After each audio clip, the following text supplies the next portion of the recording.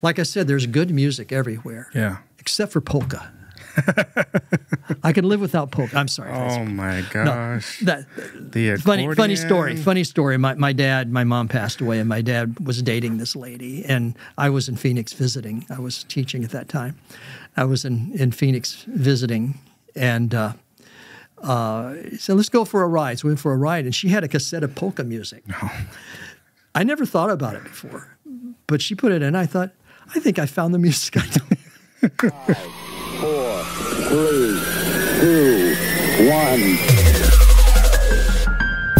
We gotta work on the problems. We gotta link up to solve them. We gotta keep on evolving. Gotta be side by side. Give it up. Gotta be side by side. Everyone. Gotta be side by side. Yeah. We gotta be side by side. Gotta be side by side. We gotta be side by side. Everyone. Gotta be side by side. Thanks for tuning in to Talks with Tatum. This is the Side by Side podcast. And as usual, we got another banger of a guest with us today. This week, we've got a really, really special guest. One that I've been waiting to have on the podcast until I got my feet wet. Because this is a guy that's, he's talented. And I didn't want to come ill-prepared. And so I'm excited to have Reverend Ed Varnum on the podcast today. Welcome, Ed. Good to be here. Okay, so we've had experiences over all of these years, and one of the coolest experiences is, for me, is after I got to know you a little bit, which, you know, you kind of heard whispers of this guy, Ed Varnum, of the camp stuff that you did, of the music stuff that you did. And then you started going to Broadway. I got to know you a little bit more, and we went on a conference. We went on this trip to a conference in Nashville, and we went with Terry Overfelt, and it was a worship leader, songwriter kind of conference. It was all about inclusive music, inclusive language, and we got to stay in a Airbnb together and got to go to all these different breakout sessions and have these worships together, and I really got to see this love that you have for music, this love that you have for creativity, and this love that you have for glorifying God. So where did all of that come from, all of this love that you have? Well, I grew up in a home that we went to church. We didn't do anything but Sunday morning. You know, we weren't active in any other way, but we were there pretty faithfully on Sunday morning because my mom saw that we were. Yeah. And I loved worship. I loved the music. I was one of those odd kids that did. I went to some of the youth group stuff, and it didn't gel for me. Right. It just, I didn't really feel comfortable there. But worship, be with my family, sitting with my family, I loved that. And I loved, you know, we'd stand, and when we stand and sing some of the great old hymns, you know, and I put my hands on the front of the pew in front of me, and I'd feel like the preacher there singing the song. It just kind of felt good to be there. But as I got older, I kind of got a new religion. It was called Who Needs a Choir Director? I grew up in the Methodist Church, and the first place that I was called while I was in college to direct a choir, interestingly enough, was a very conservative Southern Baptist church. Now, there's folks here listening Southern Baptist. This is no slam on anyone. Yeah, of course. But that particular church, very, very closed to anything science, closed to anything that seemed to challenge them in any way. Some of the social justice things that were going on in the 60s, I would hear things about that, and I got uncomfortable. They asked me while I was there if I would join the church. And I grew up in the Methodist church, but I asked, because of personal reasons, if the pastor would baptize me by immersion. And he said, sure, we'll go over to a church next door. We do this all the time, and we're fine with that. So when they asked me to join, I said, you know, that's okay. And I've been immersed. And they said, where? And I said, well, in a Methodist church, but I was immersed. And they said, no, we can't. We got to do it for you. And I said, why? He said, well, basically, theirs was the one that counted. And so I wasn't there much longer after that. And it just made me aware, growing up in a fairly liberal denomination, that there's more stuff out there. And it kind of happened again as I went from place to place. But I loved the directing of the choirs. I was in college. That's what I was working toward, was to teach music and choirs and so on. So I grew a lot through that. And then I ended up in this Christian church. I just thought it was kind of like a generic Christian church that just had that name. And I fell in love with the way they thought. And I fell in love with the pastor who was really a great help to me and helped me through some things because I had a lot of questions and I had a lot of doubts. Yeah. You know, you go to college and one of the things that often happens is you start reading stuff you didn't read before. and you start getting aware of things that you weren't aware of before, and you start saying, yeah, I don't know about all this. So he helped me through that time. But I still had some struggles. I went to work in Lake Havasu City, Arizona as a teacher and directed the choir there. And I went through a time that was probably, up to that point, the hardest year I'd ever spent in my life. There are a whole lot of things. Lost a dear friend, was in a bad motorcycle accident, threw me to the hospital, lost to the school year that way. And I began to wonder what was going on. And teaching, I love teaching, but there's a lot of stuff I didn't like about it. And I just thought I'm in the wrong place and the wrong time. I don't know what to do. I was scheduled to go to ASU in Tempe to do some master's work toward my master's degree, which was expected of me at the time. So I went and I lived with my parents in Glendale, Arizona, and drove to Tempe. And I stopped one morning for breakfast at a restaurant that I liked. And I was just I got a little early. I'm going to have a bite to eat. I walked in, and I hope this doesn't do anything to your equipment, but I walked in and I heard this guy across the room go, let me get away, Ed Varnum, praise the Lord. Sorry. And I looked around, and here came a good friend that I went to school with. I hadn't seen him since high school, but he had gone in a different direction. I went on to college. I was a pretty straight-laced guy. And he was a pretty straight-laced guy until he got with the wrong group, and drugs were a big thing, and he got into drugs, and he just kind of messed up. And I didn't see him. We didn't hang with the same people. But there he was, big burly guy with the cross the side of Dallas on his chest, you know, coming up. And he walks up to me, and I thought, oh, God, he's going to witness to me, you know. He says, let's sit down together. So we sat down together, and we just talked. And he said, and he had a sense, Steve had a sense there was something going on with me. He says, hey, you still play guitar? And I said, yeah, I still play guitar. He says, still love music? I said, yeah, I love music. He said, I go to this coffee house. Coffee houses were a big thing at that time. It was, you know, you sit on the floor on carpet pieces and drink hot cider and eat popcorn and listen to music. It was usually folk music at that time. Yeah. I did a lot of that in college. And so I said, yeah, that sounds like fun. So we went. It was a church. And the whole fellowship hall of the church, downtown Phoenix, the whole fellowship hall of the church was covered with carpet pieces.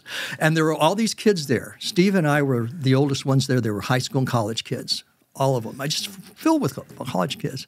And there was a young band up front. They were playing rock with Christian lyrics. That was a new thing in the 70s. This was like 1973, 74, right in there. And they were playing these Christian lyrics with this soft, easy rock, you know, that's still called contemporary today, even though it's from the 70s, but that's another story. And so I sat and listened to it. I was grooving on. It was pretty good. Got my hot cider, my popcorn. And the song leader, there was like four guys backing up a lead singer. And the song leader said, let's pray. And I grew up in church. I knew how to pray. Here's what he said. He said, it's a big room, kids everywhere. He said, raise your hand if you're going through something right now. And if you see somebody raise their hand, you go and sit with them and pray for them. You don't need to know what's going on. You just go pray for them. Wow. So all around the room, hands went up, and one went up by Steve and me, and we went over and sat down. All around the room, I looked around the room. The soft music was playing instrumental. And all around the room were these circles of caring. All around the room. I was getting goosebumps on my goosebumps. I mean, like, holy, what's going on?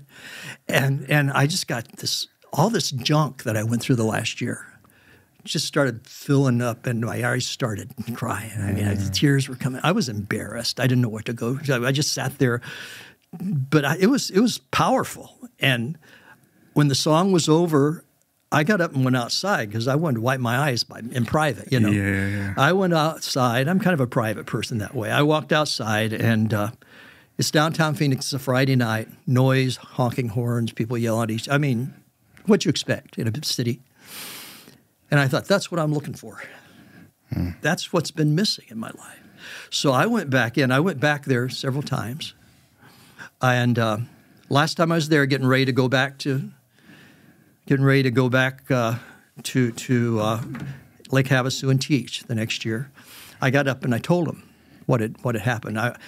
My knees were shaking and I was nervous because I wasn't used to that, you know. But they changed my life, and it changed my life. I shared that story with our class recently because it fit with what we were studying. But it changed my life in ways I had no idea was going to happen. I went back to my pastor in the Lutheran church where I was directing choir in Havasu, and I said, I'd like to do something in the church. He said, what do you want to do? And I said, I'd like to do a young adult class. He said, well, I'm not a Lutheran. You know, this was the ALC. It was the liberal wing of the Lutheran church. Right. I'm not a Lutheran. I thought he's probably not going to let me do it, but he did. And what I did, it was an evening group, and we did music, and we did, you know, we shared out of the Bible and stuff. And I thought, this is where I belong. Everything that happened, this is where I belong. So I went back to Tempe that spring, and I talked to my pastor, who was still there. And I told him what had happened.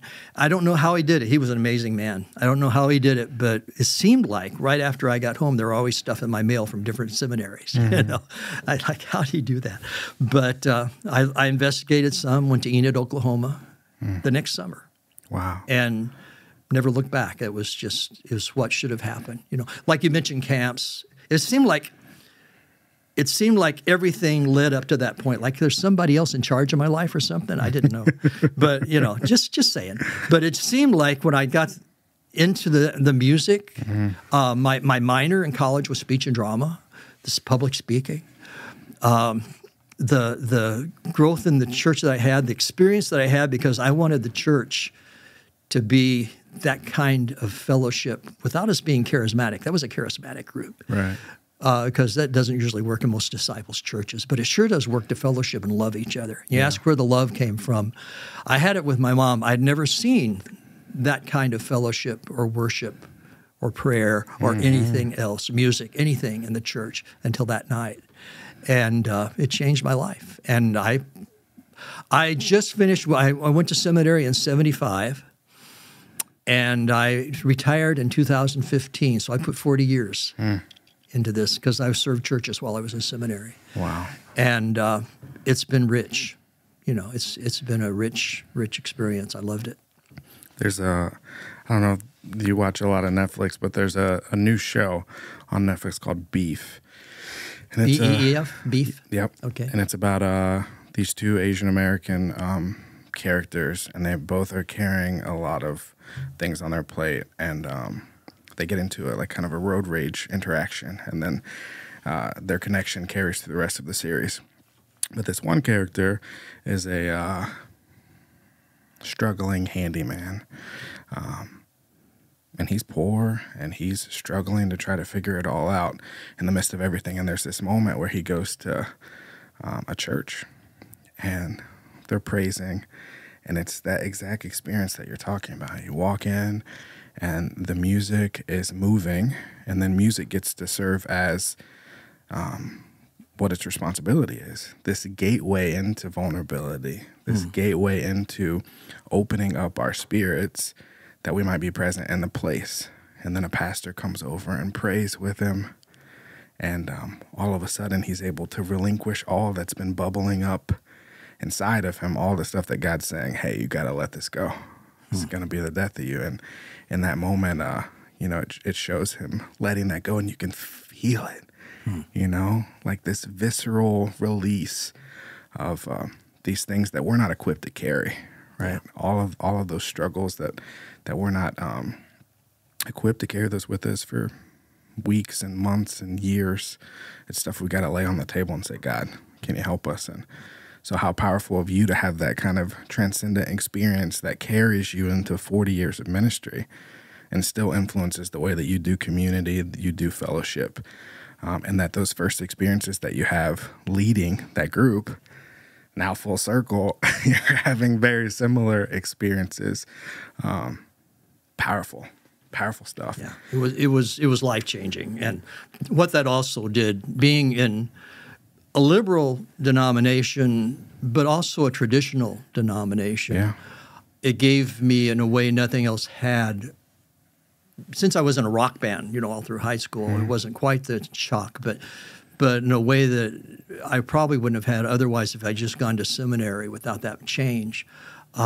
Openness to charismatic churches, to churches that are more feeling, if you will, oriented, and I really respect that, and hope to bring some of that through the ministry that I've done into the church too. And when I was moving to here from California, I was in Southern California before I came to Missouri, and I asked a couple people to make references for me that were in the church, and one of the guys came back and said, I got this reference. I made it for you, and I made a good reference for you, but I don't think they're going to hire you. And I said, why? And he said, well, one of the things was I talked about how informal you were and how personable in the pulpit and how, and they wrote back and said, well, we're kind of a stuffy group, and we don't think you'd fit here. Oh, no. And I said, thank you. I don't want to go there, Yeah. But it's all good. People find the place where they can worship, and it's all good. Where does that kind of structure come from? I mean, you've been in Disciples far longer than I have at this point of this idea of being a really liberal and kind of open denomination in terms of theology and really allowing justice and inclusivity and all these things to really drive the gospel message there, but then also being heavily rooted in, traditional music, traditional structures of worship, traditional buildings, all those kinds of things. Where does we came out of that. I mean, we our founders, as I know, I'm sure you know, were Presbyterian. Yeah. And they were radical in the sense that everybody should have communion. Now, most Presbyterian churches accept that now. Yeah. But at that time, they were on the frontier, and they had to turn people away from the table until they became Presbyterians. Not just Presbyterians, but their particular branch of Presbyterian. Right. And they said, no, we got to do it. But they didn't change. I was going to say something, but I'll say it. But they didn't change their traditions. They changed the openness at the table was the primary change. I said that, but there were two branches that came together in the Disciples Church, and one of them came out of a revival. The Cane Ridge Revival, biggest revival in the history of the United States at that point. And he was excited. I mean, he was this stuffy Presbyterian, and then he said, no, this is cool. Everybody's out here worshiping together. We're all these different denominations, and some people are hooping and hollering and getting the Spirit. And he said, I like it, So he was a little bit different wing than the Campbell group. Right. Yeah, he was a little more open to that than the Campbells were. They were kind of the stuffy side. Yeah. But all of them came together because they had that common passion for unity, and that's what we still carry to this day. And it's one of the things that when I came to the Disciples Church to direct. And I came the year after they had their big convention and decided that they were going to be called the Christian Church Disciples of Christ. Wow. And they became a denomination, not a brotherhood. That was the year it happened. And so I heard a lot of stories about that from the pulpit because our minister was explaining it. And I said, I like this. Yeah. I like what they're doing. And he was brilliant anyway. He was just a great guy. And I mean, you have this extensive music background of really understanding music. I mean, you have all of this music education in your background of theory and all of these things and understanding traditional music. And obviously you've led choirs and all of these things. But you also have a heart that's really rooted in modern music and the way that you kind of grew up. So how do you merge those things? It's fascinating because my mother was the music person in our family, and primarily my father, he could take it or leave it, but my mother was the music person, and she loved country music. Okay. And especially country gospel. Okay. Because their background was out in the country from Arkansas, living on a farm, and they go to church, and that's what they do. And so she loved country gospel, and so I grew up with that in the home. And then my sister's 6 years older than I, and she loved music, but she was into 50s rock, So I got that from her. And then I got into high school at the time. We were just before the British invasion of '64, and was in a band, and we did a lot of that music. Some of the older stuff, rock too, but we did a lot of that music. So I say there's good music everywhere, and there's stinky music everywhere. So I brought that. It was not always accepted in the churches that I came to. I had to be careful about that, because they had their traditions. But I would do the guitar and the music with the youth. And when I went to Fulton, the elders at Fulton, Missouri, the elders came to me and said, we'd like to have an opening with some contemporary music. And I said, really? They said, yeah. I said, I can do that for you. I was actually their interim at that time. I stayed on longer than I should have, but I was their interim, and I said, yeah, I can do that for you. So it's amazing how many people have a guitar in their closet that they haven't played since they were in high school. So people came out of the woodwork. We had a little group that sat up front. Wow. My daughter, Nautica, I taught her how to play drums, and they had a drum set there. Well, actually, we bought the drum set. But we got the drum set. She played the drums. And so we did this opening. We only lost one family out of it. And the church said, no, that's cool. That's just what we're doing. And so I didn't come in starting anything. And that really made the difference. And I don't know if they're still doing that or not. It's been a few years since I've been there. But I know they did for a while after I left. But it was fun. And so we did that.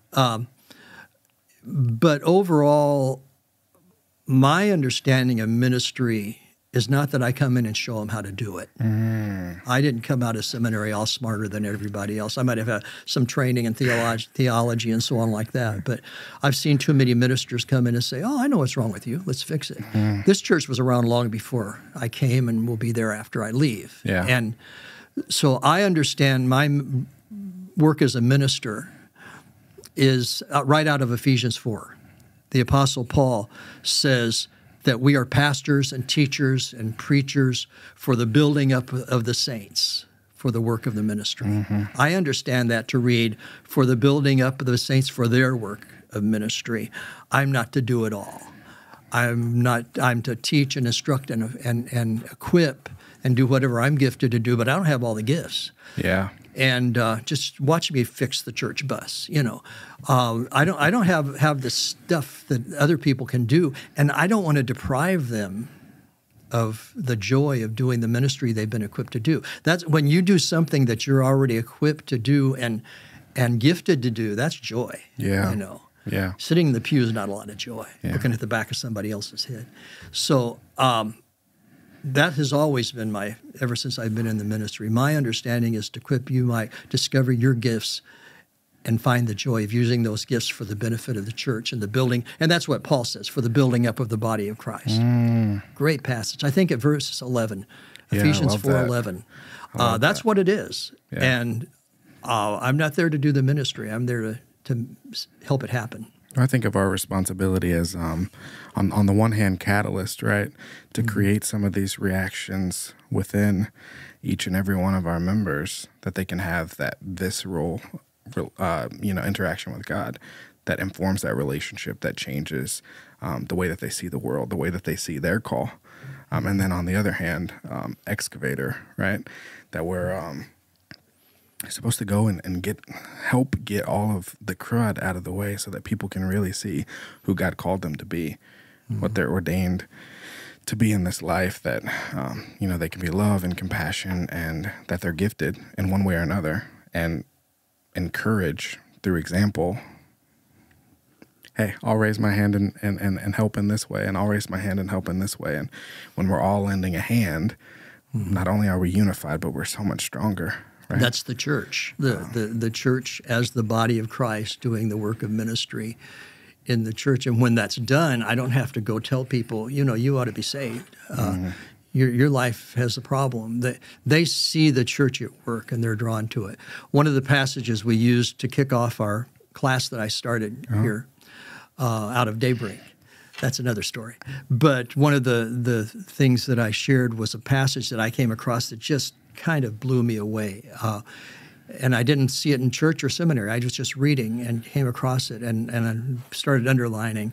It says, for he leads us, God leads us in a triumphal procession, spreading the love of Christ, or the fragrance of Christ everywhere, for we are the aroma of Christ. And when I saw that, I thought, wow, I've never heard that before. We're not out there to pound people down or to convince them of anything. You're not going to convince people of anything until they're ready. But we're there to help make them ready by being the fragrance, the aroma that is like a fine morning of baked bread that just draws you into the kitchen. You know, it pulls us. And so we shared that and talked about how that's what the church does. And what we're doing is we're following a procession, meaning it's an imagery that they knew at that time with the emperor or the king or the whatever the Roman leader is, everybody following behind in the victory parade. You know, well, this is Christ, and we're following by doing the work of Christ. And when people see that, it's like the fragrance that draws them in. Like, this is love. This is beauty, and it's much better than carrying the spiritual laws to us, saying, if you died tomorrow, you know you'll go to heaven. That doesn't work. I don't think it ever did, but maybe it did in another time of our culture, but it doesn't now for sure. But being that fragrance could draw people are hungry for that. Oh, yeah. You know? I mean, if you look at somebody that really has a deep relationship with God, and you've known that person, and maybe you knew them before they had a relationship with God, they're different. They walk different. They talk different. You can tell that they have something going on. And the people that really walk through life with that relationship with God, that are confident and secure in their faith, you can tell. And people want to know, how are you in this place? What is, there's an air about you, and what is that? What is the fragrance? What is that aroma? And yeah, it's awesome.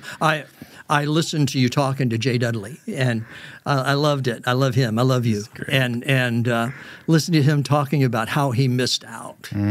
And when I was in California, I had an associate pastor who his passion was to bring kids to realize what the church was about. He was going to seminary, and he came and worked part-time with us. Great kid. And he came and he said, my passion, he says, I didn't grow up in the church. My parents said, I'll let him find it for himself. And so I did. And then I was so resentful because all this time I could have been doing this. And because he worked with youth, and he said how fun it is. And so I listened to Jay, and I thought about my friend, and I thought, I know what they're talking about, because like I said, we just went on Sunday morning. And when I graduated from seminary, the first church I went to was in Abilene, Texas, as a youth and education minister. And so the first thing I did, I arrived just in time to take the high schoolers to the conference. I don't know what conference was. I didn't know what it was all about. And I came back year after year, and eventually my big thing was directing, because I thought, I missed out on all this stuff. Why didn't we do that? Why did my parents make me do this? Because I heard Zane say somewhat the same thing. Why did my parents make me do this? But I wouldn't have liked it probably if they had. But as an adult, I just see the bond and the experience of getting away and building a community that you cannot do at home. And everybody starts crying. You know how it is. You ran around the circle, and they're all and it's kind of like they get ready. I've seen them walk down to the closing circle here, and they're walking down there, and they're always practicing crying, because they know it's going to happen. It's kind of like, okay, get over it. Let's just have a, But it's powerful. It's a powerful thing. One of the things that happened, I just heard from this person through Facebook just a few months ago.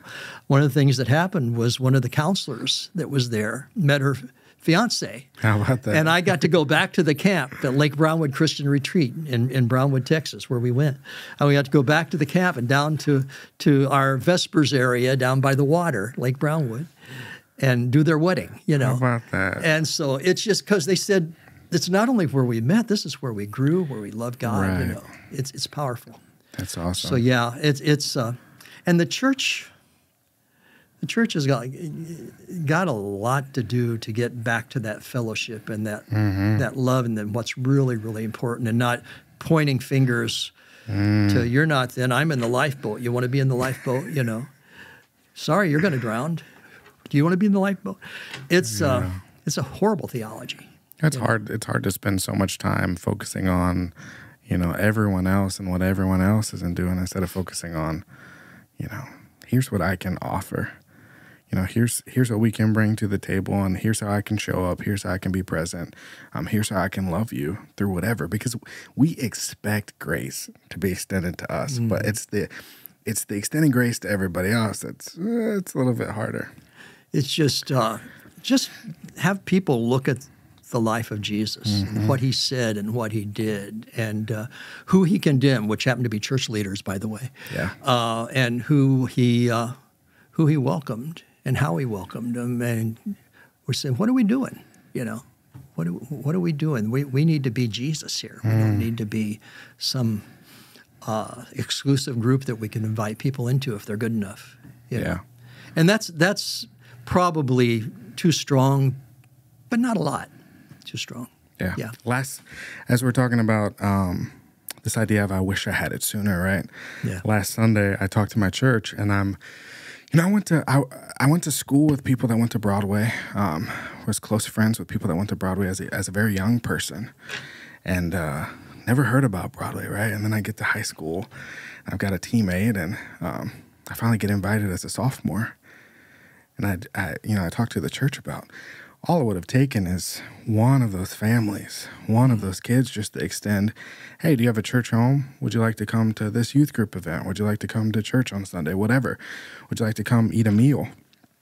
Whatever it was, that might have got me in these doors sooner. But then I think about myself as a kid, I think about how much I doubted, how much I'd already read the Bible.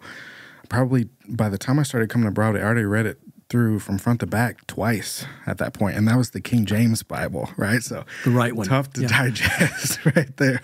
Not the Jesus New King James, yeah, the one that Jesus read. Yes.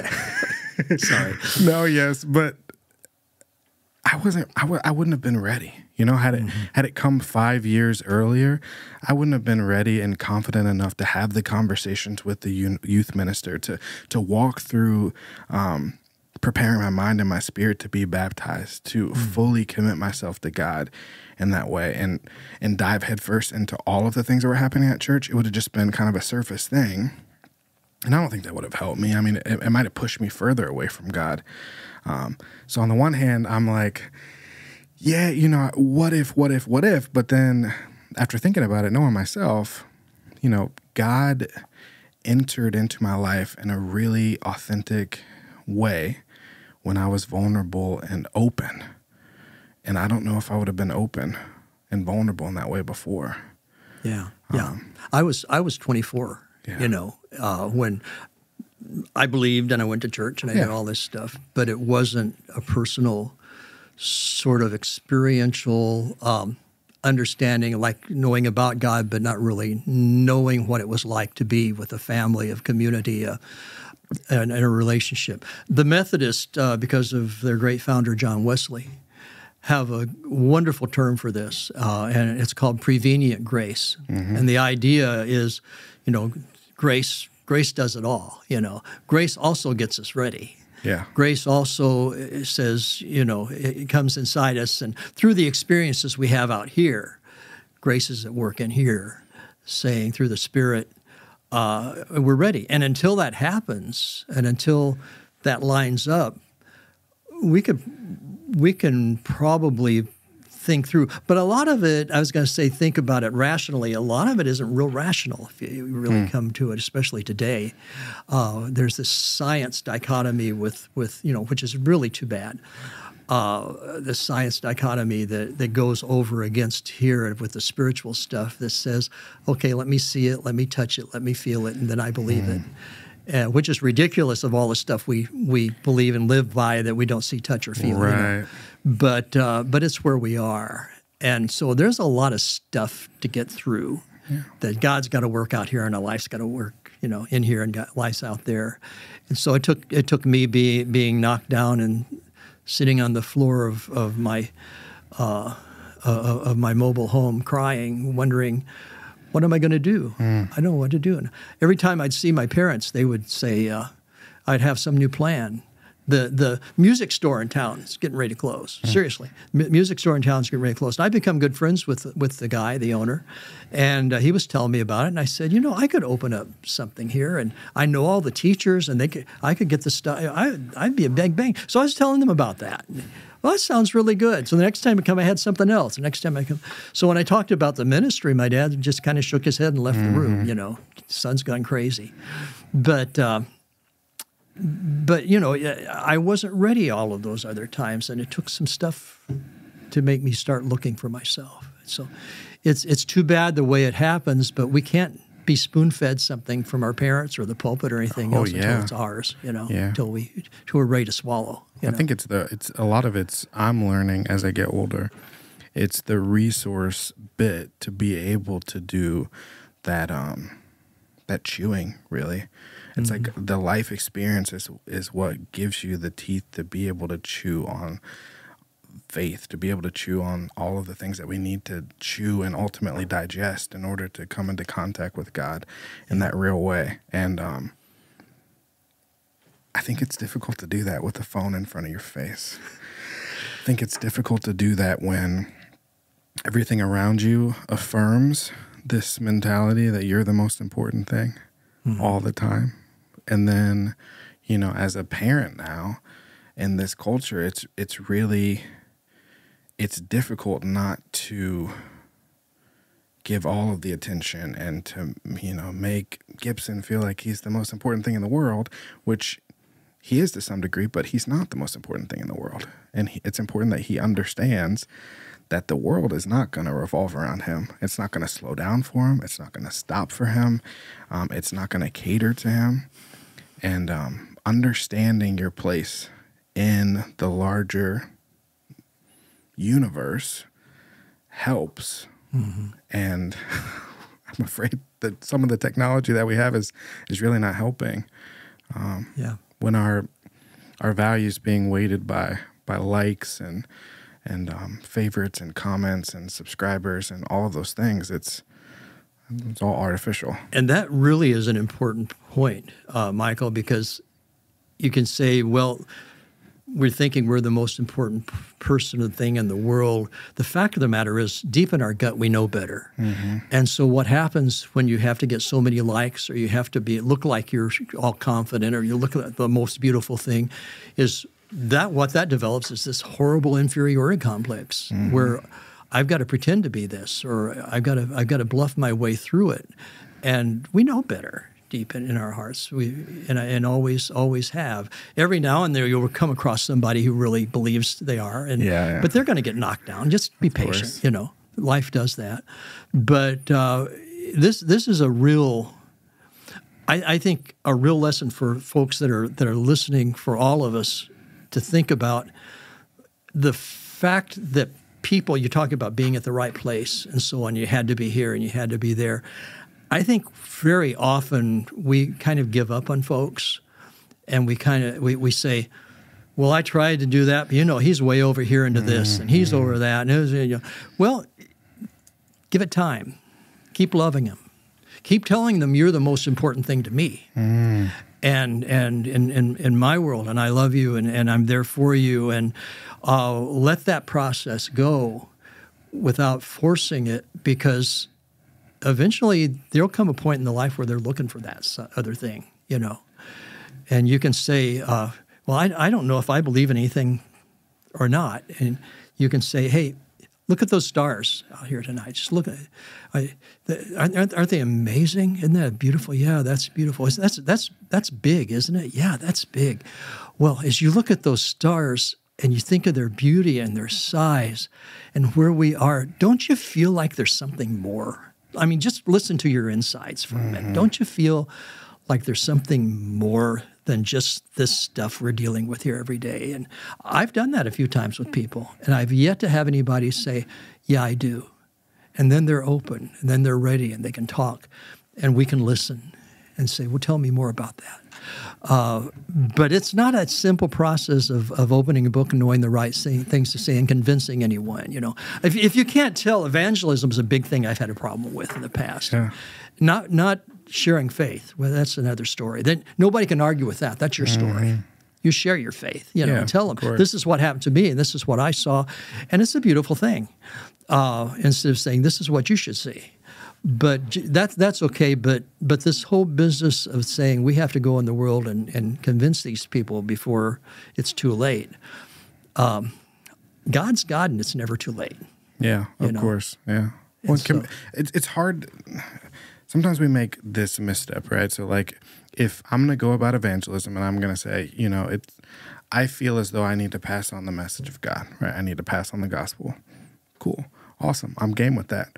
But when you start to go out and your introduction for someone to God is, hey, come to my church, meet my God, interact with God in the box that I live in, and not, hey, come meet me. Hey, come form a relationship with me.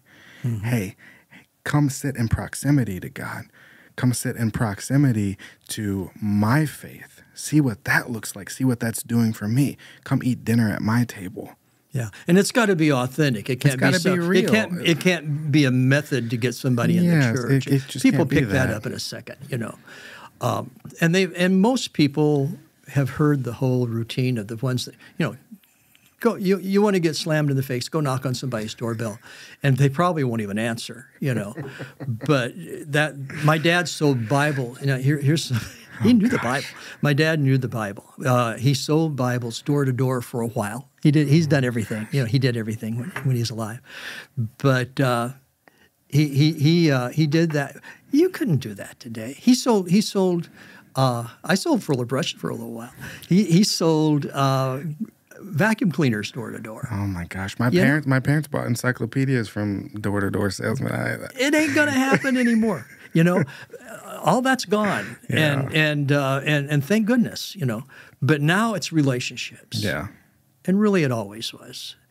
You get people into their church and they say, you know, this isn't really what I was hoping for. You know, very often that happens. How many people come and then they just go. But if there's a relationship there, if there's a fellowship there, if there's real love there, that's the fragrance. Well, and I think another piece that we forget about is the accountability piece, right? Like, 'cause everybody wants community. They want people to support them. They want to be held. They want to be loved on, especially in those trying moments in life. But nobody really wants to be the person that's supporting. Nobody really wants to extend the love. Nobody really wants to hold other people. We want it when we need it, but we don't really want to be inconvenienced by having to do it for other people. And we have to acknowledge that a lot of that is fear of rejection. Yeah. Nobody wants to be rejected. Of course Nobody not, yeah. wants to be put off, put down, or put away. You know, it's that like, what will they say? How will they think of me? What do I do? And that's why it's got to start with a relationship, you know, so that you can talk. There's an old adage that sharing the Gospels is one beggar telling another beggar where to find food, you know. That's a little radical, but it gets you the idea that it's really about sharing something because you found it for yourself, and you, out of love, you want to share that with somebody, you know. But you can't start with that. You got to start with knowing them and knowing each other. You know, and there's a huge. It takes time. There's a huge turnoff in culture in general,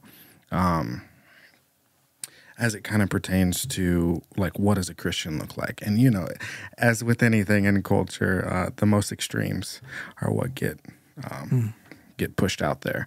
But in a lot of ways, it does feel as though the image of Christianity is this very judgmental, this very hoity-toity, nose up in the air, judgmental type of mentality.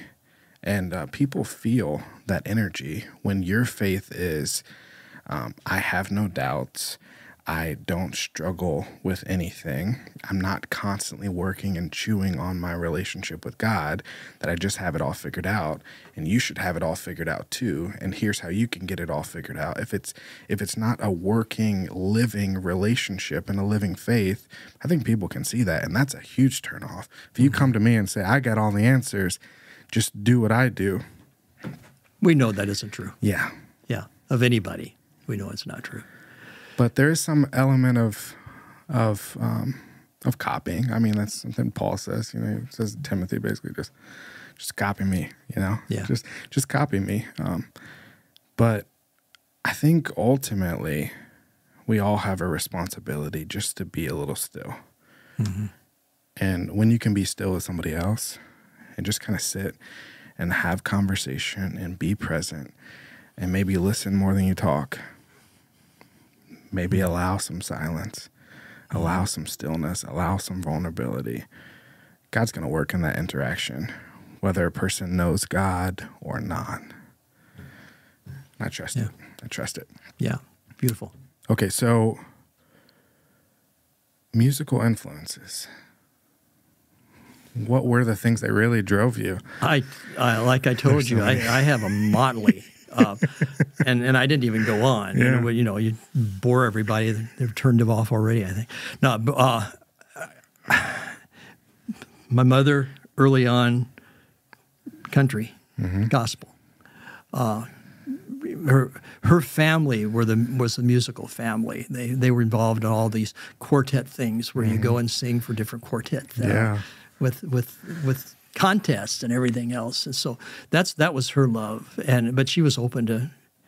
I think about, I had a drum set, an electric guitar, and I would go in my room and I look back and I think my parents were saints with what they put up there and the noise and stuff. But that was an influence there. Again, my sisters with the 50s and all of that, and that she grew up with. I'd come home, she'd be in front of the TV with American Bandstand learning dance steps and things like that. She's a fun lady. And then my friends and I, that we had our rock band, and I loved it all. But then I went to college, and I was at Arizona State University as a education major with music majors and speech and drama minor. That's the way they worded it there. Well, I had to learn classic stuff. And, of course, choirs. I was in choirs all the way through high school and then in church and then college. But we did some different stuff there and went to concerts and different things. And I learned to love that too, you know.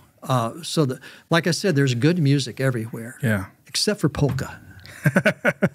I can live without polka. I'm sorry. Oh my gosh. No, the funny story. My mom passed away, and my dad was dating this lady, and I was in Phoenix visiting. I was teaching at that time. I was in Phoenix visiting, and he said, "Let's go for a ride." So we went for a ride, and she had a cassette of polka music. No. I never thought about it before, but she put it in. I thought, I think I found the music I know. Because it was the same. Oh, that was good. Yeah. Oh, that sounds like the other one, you know. But you can delete that part out. But overall, music as a whole, like I said, there's some great stuff out there. When I got into college, it was folk.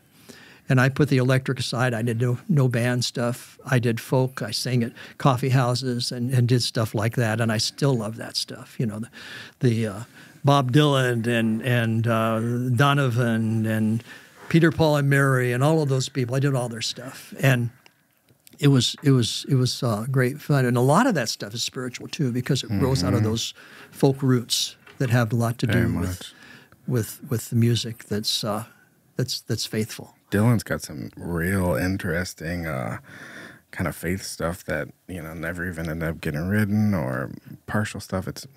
He put out one album, maybe two, of gospel songs that he wrote, and then he stopped and went in another direction. He's gone a lot of different directions over the years, but at that time it was social justice and fairness for all and civil rights and all of that. And there's a lot of that, and that's when the folk revival happened, right there in the early mid-'60s.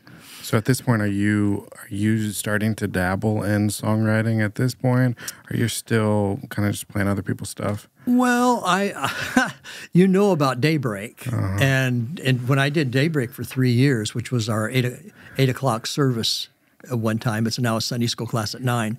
But I did the music for that, and there was a tradition started by John Rawlings for 30 years, John Rawlings in this church wrote a song every Sunday around the theme of the sermon. And when he was passing and he didn't have a lot of time left, Terry Overfelt came to me and she said, you know, here's what we do, and I'm thinking of you. And I said, I'm your guy. I can do that. And so for 3 years, I wrote a song every week. I couldn't tell you what they were because I put that one aside and got ready for the next one. So since then, I haven't written another song since Daybreak stopped. I was writing every week then. When I was in Centralia as the pastor there, we started a little band.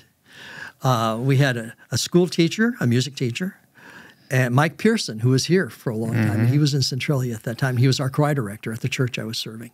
We had a school teacher, a minister, a doctor, and a lawyer. Sounds like a joke, doesn't it? We all went into a bar.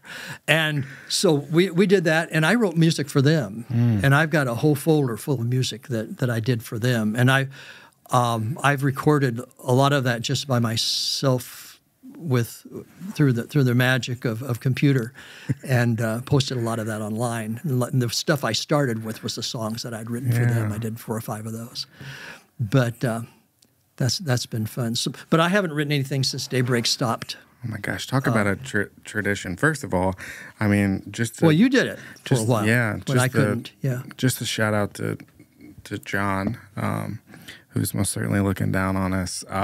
Great guy. Man, I remember really early on because I just played the piano, and I learned how to. I started High Rise, our like college band version 2. It had already existed, but I said we need to start having these youth worships, and I didn't know how to play anything. I had last time I'd ever sung anything was like, you know, the mandatory stuff that you do in elementary school, and I briefly played in a drum line and that kind of stuff, but I didn't know how to play anything. But I was like, okay, we'll start this thing and I'll lead it, and I don't know how to play anything. So I'd pick out music, and we had some help, and I learned pretty quickly I was going to need to learn how to play keyboard. You did, and I really admired what you did, teaching yourself the guitar and the piano. I had to learn it, and then my guitar player broke a thumb, and I had to learn how to play guitar. And John was really instrumental in kind of pushing me to say, hey, you might as well write your own stuff. Look how easy it is. I do it every week. Write your own stuff. Write your own stuff. But, you know, to John's credit, he figured out the trick, which I don't think you ever went this route, just with your spirit, is pick 4 or 5 different structures of a song, rhythms and such, and then rotate through those as it pertains and as it's fit, and occasionally change the key here and there. But so everything was fresh, but also familiar to some degree, because you're like, oh, I'm familiar with this rhythm, I know this, but the words are different. And then you come in and you continue that tradition of writing, and then every time I have to fill in, I'm like, oh gosh, I have all these things going on, and I'm supposed to write a song. Well, let's just say there were some weeks that we didn't get an original song. So. Well, the thing that I found too was people really appreciated doing familiar tunes, and so a number of times I would put new words to old tunes, church songs. Excuse me. Yeah, but that's also a great way of doing it, and I love that. And especially when you're supposed to be leading singing, and they're sitting there going, I don't know what you're doing. Yeah. But there was. I think there was a real appreciation of a great tradition being continued. Now, my big thing was I'm not going to change anything. Yeah. I'm going to, I'll do it my way. I don't play like John or sound like John, but the basic structure, we didn't mess with that. Well, I think we're still using it in the class. Yeah, there's few times in my experience in church, and being in a bunch of different places and getting to see the baton being passed to where. A community and leader embrace each other in the way that ultimately John and that community did, and then you and that community did, and entirely individual and unique relationships, but just equally bonded. It's and a big thing was I learned a lot of stuff by watching other people and saying that's good, not so good. One of the things I saw that was not so good in a certain church was when the minister came in and said, well, this is the way we're going to do it now. Now that I'm here, that was okay, but that's not me. We're going to do it this way. And every now and then put out a little hint that the other person didn't quite have it, you know. And they love that pastor. And that minister stayed a year. You know, you don't come in and start talking about the man who baptized my children and visited me in the hospital and maybe wasn't the greatest preacher in the world, but boy, he could love people and he had his strengths and we loved his strengths and we're in this church and you don't come talking about that person.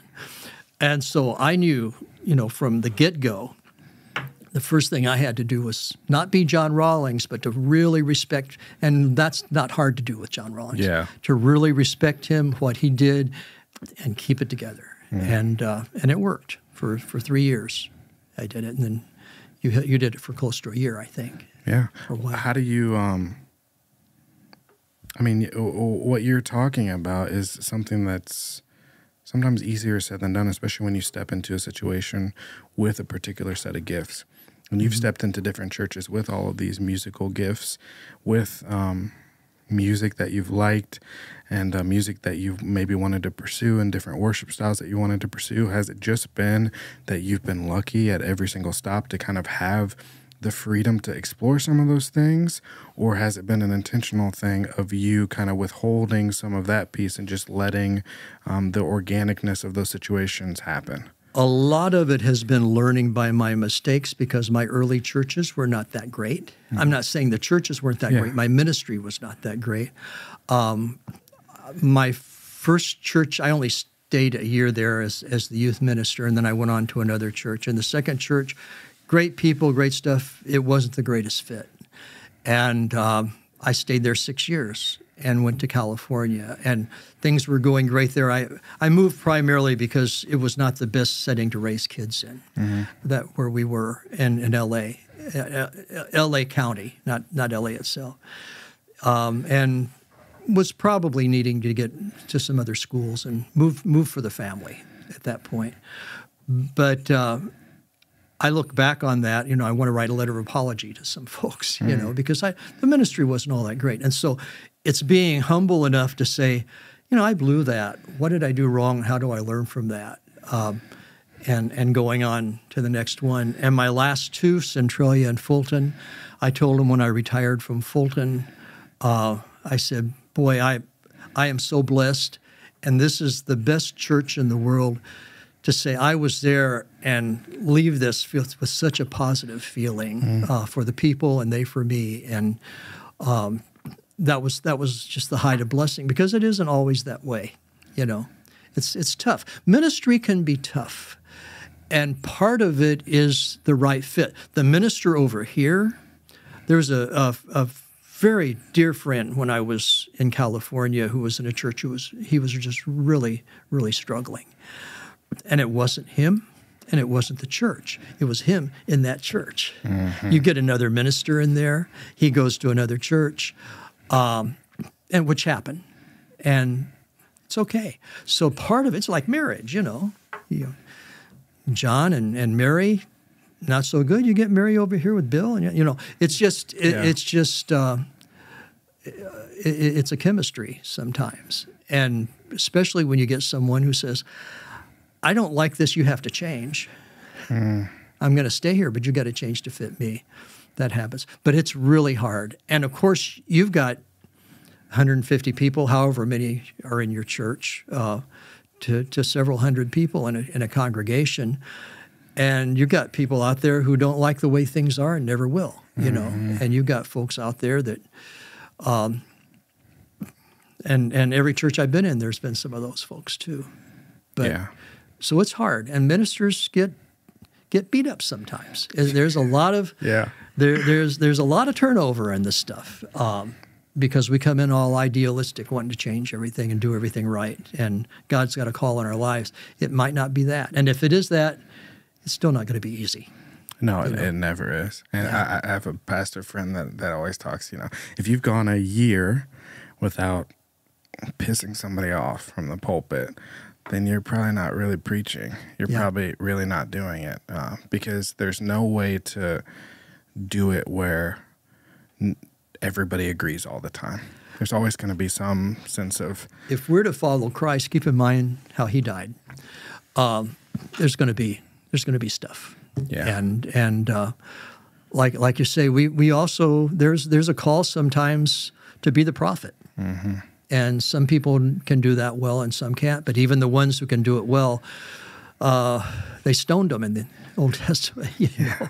So it's tough. It's a tough and it's call. what you already said. I mean, it's lunacy, right? Because we have so many churches that are really single pastor churches, and even in a context of having a lead pastor with multiple pastors on staff, this idea that one person can be great at every single thing is it's insane. It's not realistic at all, right? Mm-hmm. And so there's certain places, where the pastor is really gifted as a teacher. Mm-hmm. There's some places where pastors are really gifted as a preacher, right? And evoking something from people to get them to move. There's some places where people are really gifted administrators that are really gifted at pastoral care as shepherds, right? And we're not all gifted with those same gifts. So to expect all of those things from everybody all the time is like, you're never going to be happy. Yeah.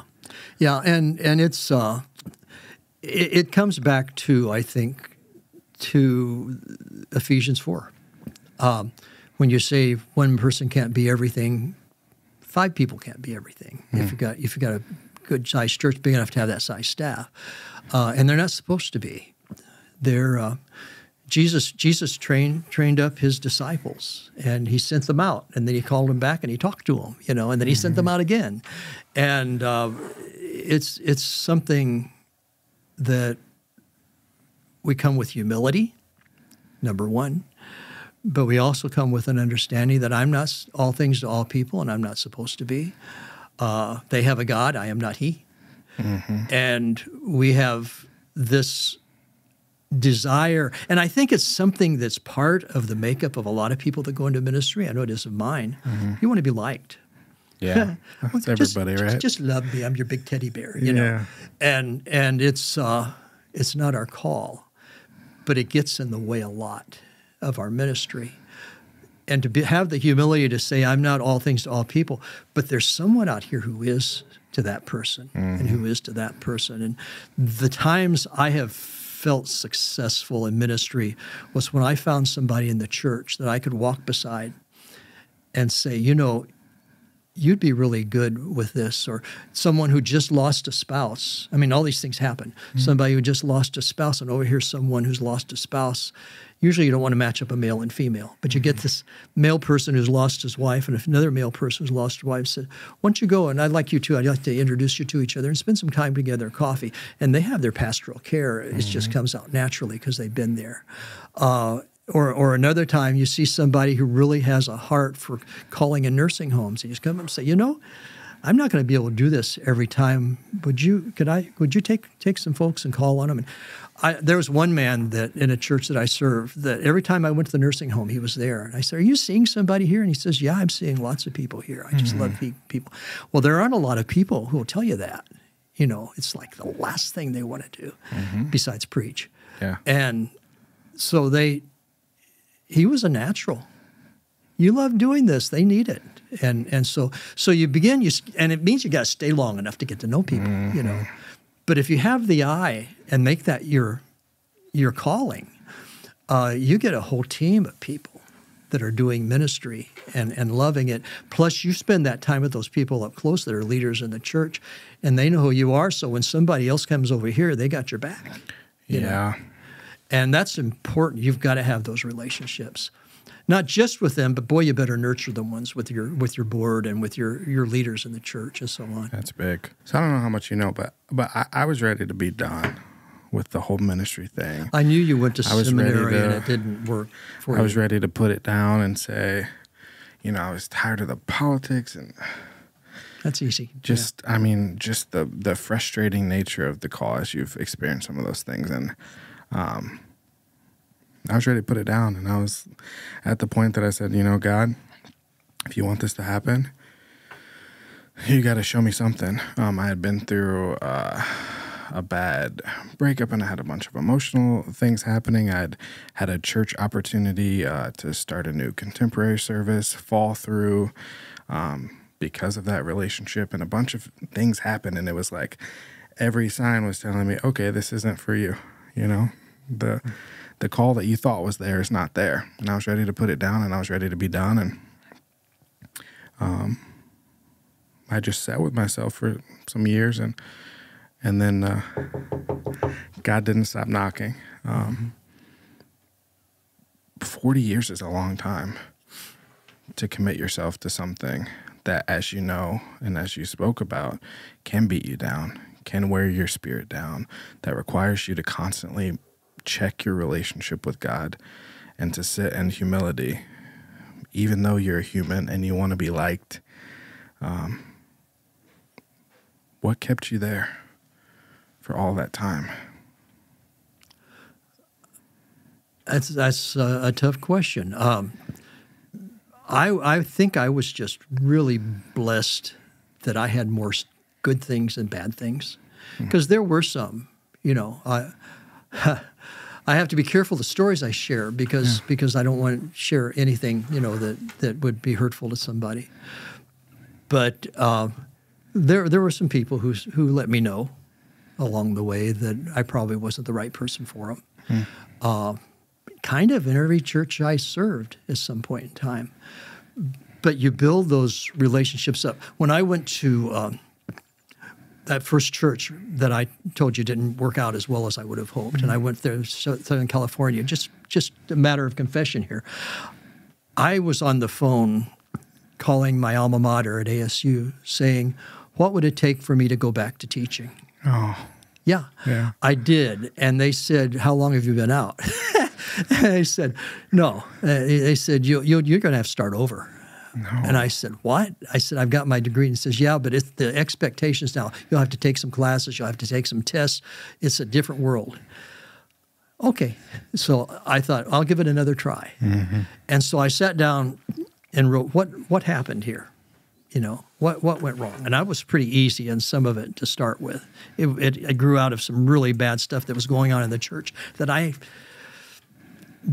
unwisely got in the middle of and had sides. And I was on a side. And it was I would get in the pulpit, and every time I could just see the people out there listening to what I say and saying, well, is he talking about that? You know, I just got sick of it. I said, this is not what I want to do. So I was real involved in the community there, and one of the people came in and said, you know, our church would grow if you do as much in the church as you do out in town, you know.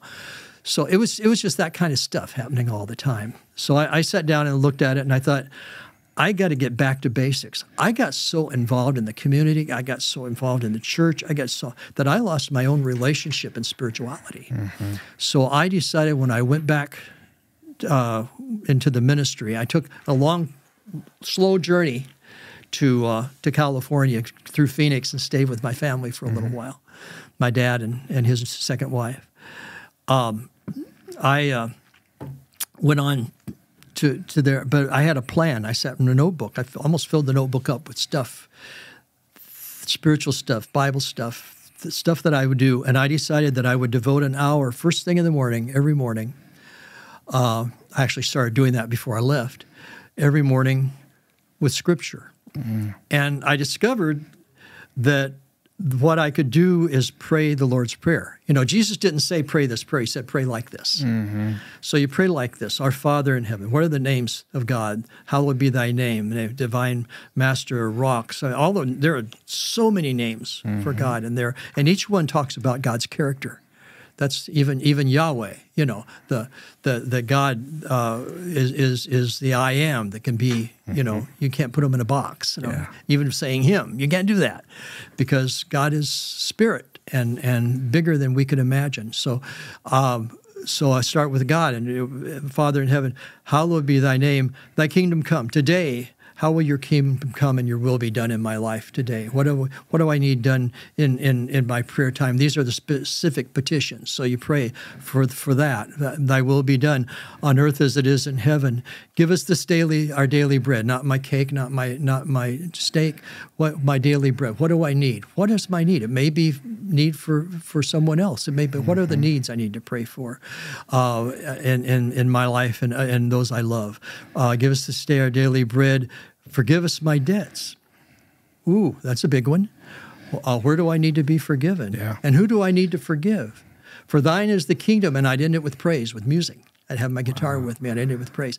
I'll tell you what, if you do that, you'll find that you can pray for an hour and it's gone like that. It's like, wow, where did that go? Because you feel that. I mean, Jesus taught us to pray that way, so it's got to be good, right? Adoration, confession, thanksgiving, supplication. Yeah. Right? All those things. It's all those things, acts, yeah. So I did that, and I thought, I'm going to do my first series of sermons, because I always preach in a series. I'm going to do my first series of sermons on the basics. What are the basics of our faith? I talked about basic four. It's a cereal, you know. What are the basics? What are the four basics? Well, I had about 5 basics that I did. That this is just the stuff of our faith. If we're going to just have a relationship with God, you know, so that's the way I started it, and that's the way we focused everything in that first year. The other basic was, I'm just going to get to know and love these people. Luckily, it wasn't a real big church. They had a big building, but like a lot of big buildings, they have small congregations. Of course. And I went to a lot of workshops on things to do in the church and learned a lot of stuff that I tried to apply in the church. And we grew while I was there. It was a great time. But that focus and refocusing on those basics and refocusing on those relationships and stop trying to do more and everything. I tried to do everything. That was before I really had discovered what Ephesians 4 was about. And I thought, they're paying me, so I'm the one supposed to do it all, right? And a lot of people think that too. Yeah. So I came and set that straight, right? One of the things I did is I thought, I listened to people. People don't know that right now by listening to this, by talking all the time. But I'm a listener, and I've been told that I was easy to talk to. I probably ought to counsel. So once you say, I'm here for you, people stop in and talk to you. And they'll stop in and talk to you and just share you all the stuff. And they unload, and I found out that it wasn't my gift because it wore me out. But the thing that energizes you is your gift. You can do lots of things, but that's your gift. It did not energize me. I would be left in a puddle carrying all their stuff with me the rest of the day while they're going out feeling good. Well, I feel a lot better. Thank you, Pastor. So when I went from there to California, I told them, I don't counsel. I'm going to find out who does. And you come to see me, I'll pray with you. I'll spend some time with you. If it needs to go beyond that, I'll refer you. And that's been my pattern ever since. First person I found when I came to Missouri was Bob Eichenberger. There you go. And he became my good buddy, and we still are good buddies. But Bob is a great guy, and he's a guy who has the gift, and he's able to do it full time, although he's retired now. But I became his referral person. I tell you, people would come to me, and I got good reports back, so I kept doing it. But how did you survive that? One of the things is finding your gift, doing your gift, and sharing the ministry with everybody else. And then being able not to take, and this is the hard part, not to take the stuff personally when it doesn't go. Yeah. Because I just kept saying, they crucified Jesus. I'm not there yet. It's okay, I got criticism. I got people who didn't like me, That's nature, human nature. You have to let that go and pray for them. One time this happened twice, people came to me and did the same thing. They came and they said, I'm going to resign from this or that because I don't like the direction you're taking it. And it sounds like that's where we're going, and I don't want to go there. And I found it in myself somehow, thank you, to say to both of those people, you know what? I really respect that. because some people would stay here and just throw monkey wrenches into everything and stop the work we're doing and say, I don't like what's happening. I'm going to, and you're doing it God's way by saying, I'm not going to stay in the way of the church, but I can't go and be a part of it. I'm going to go on the sidelines. And both times people eventually came back to the leadership position, but these were leaders that came back. Both times that happened. But to be able to say that and to say, thank you. I had another person who came that was just bitten mad because of something that had happened. And I said, you know what, thank you, because most people would just get mad and leave. I so appreciate. So that attitude, you know, and I don't know, that was just, that was not being smart. That was just a gift to be able to do that because it was a saving factor for the relationship and for me because I didn't carry it. You know, so you got to be able to lay that down. It's not yours to carry. God, it's yours. Keep trying to tell myself, you know. It's hard. It is hard. Don't beat yourself up because it's hard, and we lose ministers all the time because of that. Praise or criticism, right? Like it's like obviously it has something to do with me, but I try to tell myself it doesn't have anything to do with me. I mean, it's about God, right? And as soon as it becomes about me, good or bad. Praise, criticism, you ain't that good, and you ain't that bad. Exactly. It's just always somewhere in the middle. Yeah. And just say, thank you very much, or I'm sorry you feel that way, and get on with your life. You know? But sometimes wisdom says, you know what, they're saying something. Oh, you certainly have to assess it. I need to take that critique. I'll take it over to here because it's not mine to carry, but I'll take it over here and with whichever department it is and share it with them. And when you have, the cool thing is of having a congregation versus just kind of these really singular voices is when you have multiple people kind of speaking the same thing, you start to sense patterns and other things, and you say, hey, you know what, this is really working, or this is really a thing that's beneficial to the body. Let's emphasize this, or let's expand what the vision for this is. And when something's not working, it certainly trickles to you. And when you have multiple voices saying, hey, this doesn't work for this reason or this reason, you can start to reassess if it's not the core thing that you're carrying. And that's a different type of conversation.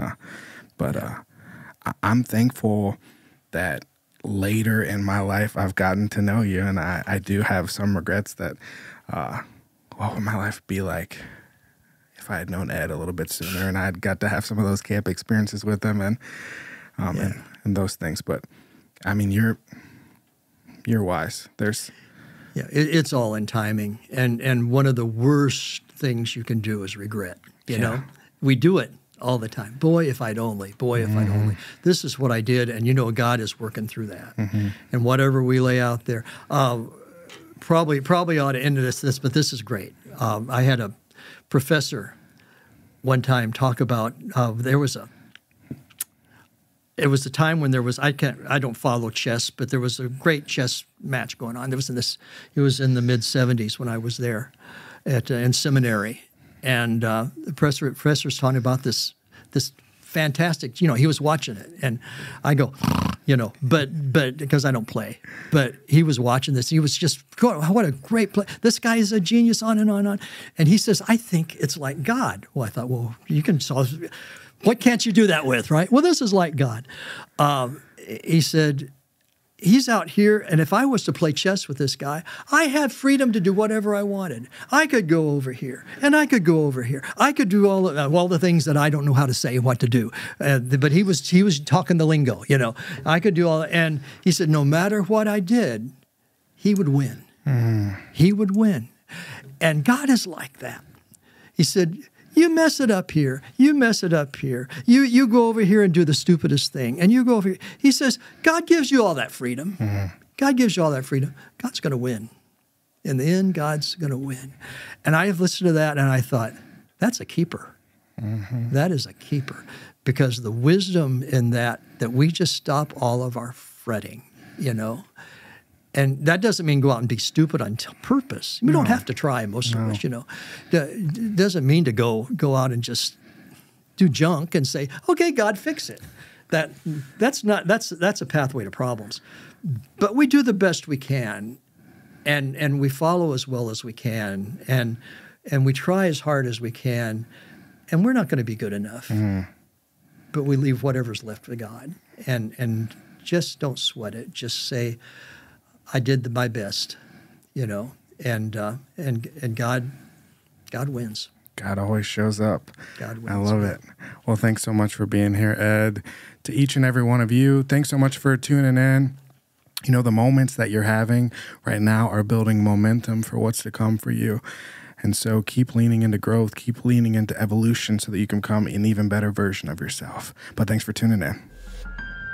We gotta work on the problems. We gotta link up to solve them. We gotta keep on evolving. Gotta be side by side. Give it up. Gotta be side by side. Everyone. Gotta be side by side. Yeah. We gotta be side by side. Gotta be side by side. We gotta be side by side.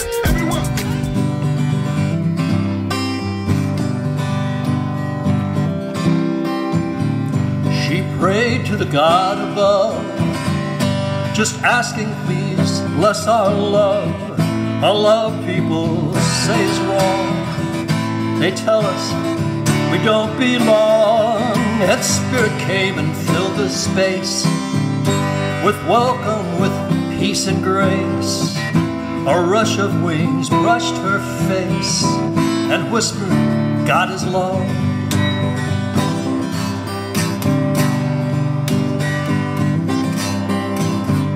He prayed to the risen sun, just had to talk to someone. They called him an alien, said go back where you came from. But he prayed, I just want a life for my family, my kids, my wife. It's for them I work day and night. Came an answer, God is love. But when scripture is used to kill, the nails being driven still by folks saying it's all God's will, crucifixion goes on, and God's not behind pearly gates in some heaven to watch and wait. God's with those we reject, berate. God is here, God is love.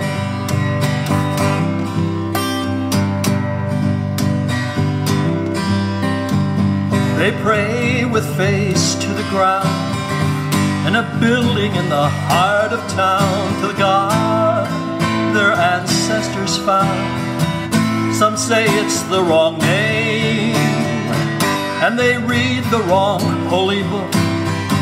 But Christians, stop and take a look at the Savior whose name we took and learn God is love.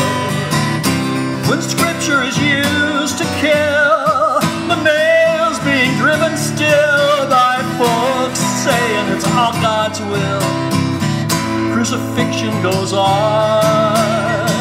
God's not behind pearly gates in some heaven to watch and wait. God's with those we reject, berate. God is here, God is love.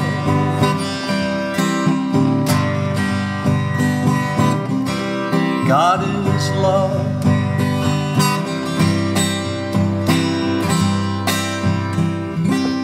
God